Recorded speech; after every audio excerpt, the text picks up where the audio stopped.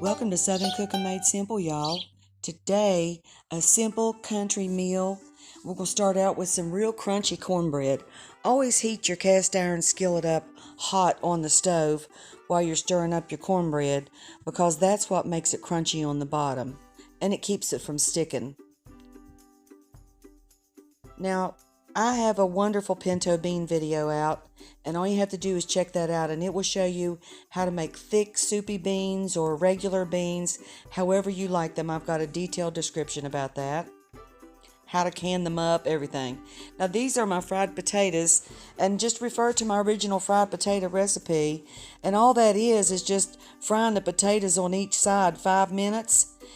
And that will take 10 minutes of cooking, and then turn them down, add your onions, fried hamburger, and red pepper and green pepper, and then put the lid on and let those cook with the lid on throughout the rest of the cooking demonstration.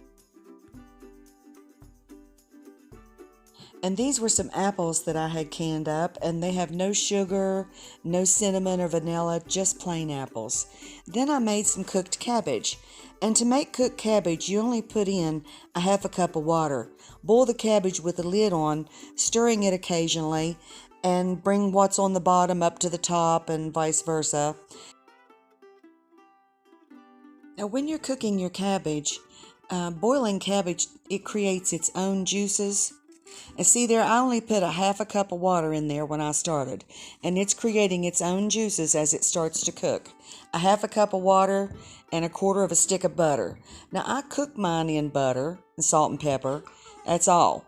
And at the end, the stuff that comes off of this is called pot liquor.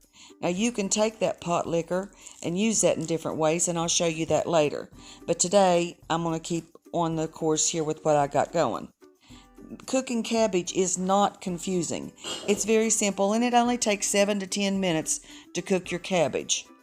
Salt and pepper is the only thing you need with the butter.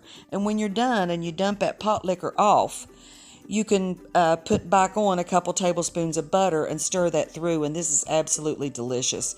And it just gets better the longer it sits. If you have enough time to make your cabbage the day before, it's better even after you have it stored in the refrigerator.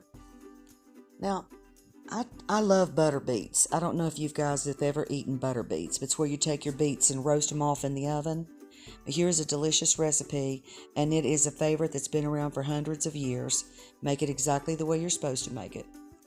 These are just 2 cans of beets that I had bought at Kroger's, and I drained them.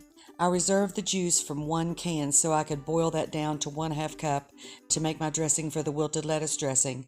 And then I put these in the oven, coated them with a half a stick of butter, put salt and pepper on them, and browned them, baking them at 350 for about 25-30 minutes, just to get them to the desired dryness that you like them to be.